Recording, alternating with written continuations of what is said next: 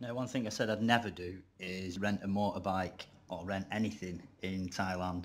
But after managing to survive on the road bike I hired, I thought bollocks to it. So I've rented a bike.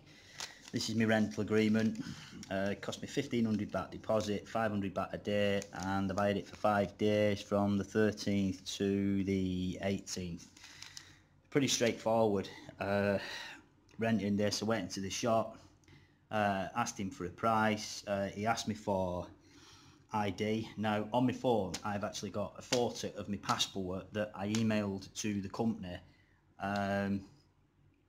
to rent my road bike off. Now this guy actually took a photo of the photo on my phone of my passport, and that was it. That was my ID. Didn't ask me for a driving license, didn't ask me for anything to prove I could actually drive. He just said drive it up and down the street if you want. So that was it. I give him the 1,500 baht, 100 baht a day for the minimum of 5 days, and that was that. Done. I drove away on it. Easy. What I've got. I know absolutely fuck all about motorbikes, but that is a Yamaha. That's what you get. So that was 1,500 baht deposit and 500 baht a day. Sorry, 100 baht a day for a minimum of 5 days. So it's 2,000 baht. Like I say, I know absolutely nothing about motorbikes. I assume it's a 50cc Yamaha Rev and Go. It's an old one. It's pretty old, pretty tatty, pretty scratched. I went through when I picked it up from the shop, or when I was chatting to him about it, I went through all the scratch and I said, look, damage, damage, damage, damage, and he just said, yeah, old motorbike. So he said, no problem, no problem. So I've given him a 1,500 baht deposit, so we'll just have to wait and see if he finds another scratch on it and decides I'm not going to get that back. But that's it. It's pretty old. I think it's an oldish motorbike. Well, you get a helmet, you get 2 helmets, and you get some paperwork. It's where the fuel goes. It's 40 baht a litre or something from the shop. They just pour it in out of whiskey bottles. So that's it. My Thailand motorbike. So we'll go for a little spin, and then you can get an idea of what it's like driving on the roads here. It's pretty wild. People just pull out in front of you, cut you up. Cars all over the place. It's pretty mad driving here.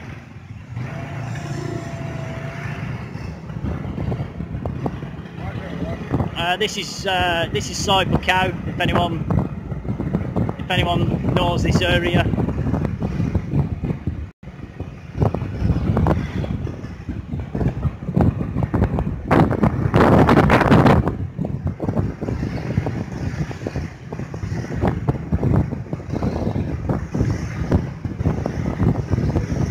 Right, I'm going to switch this off because it's getting a bit busy, and I'm not a motorcyclist.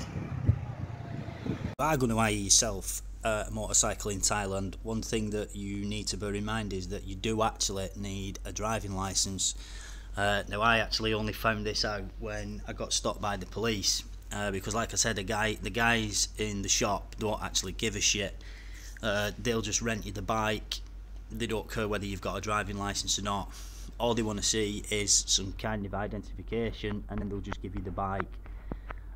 So they're not actually arsed. But yeah, thousands of visitors each year rent a motorcycle and ride around Thailand totally unlicensed. That doesn't mean it's legal. You will need a driving licence from your home country.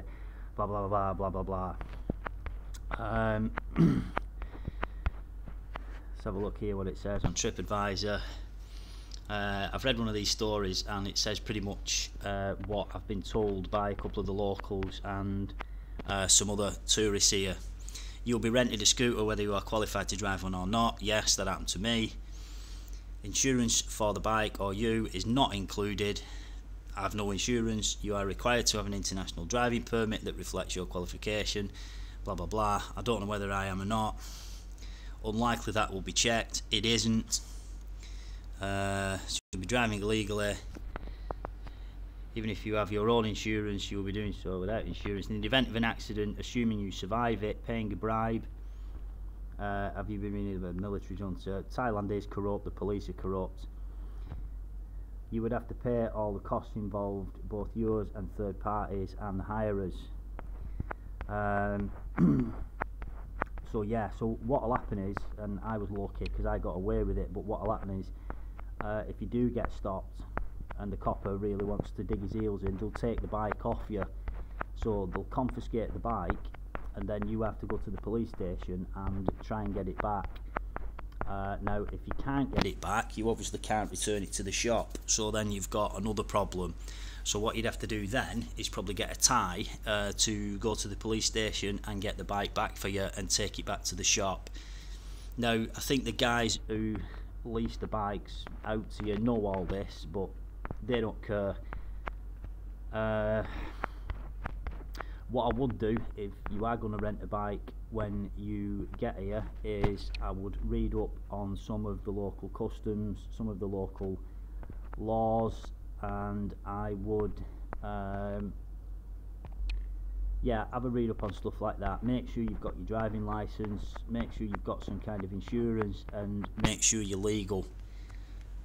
What I'm going to do, actually, I've hired that from the 13th to the 15th. It's parked up outside the hotel now. So what I'm going to do, after I've been reading online after the event, is I'm going to leave the bike parked up outside, and I am going to take it back to the shop. I'm not going to drive it again, I'm just going to drive it back to the shop. So there you go. If you are going to rent a bike or rent anything while you're in Thailand, make sure you do it careful, or make sure you do it legitimately and legal. Make sure you're legal and be careful.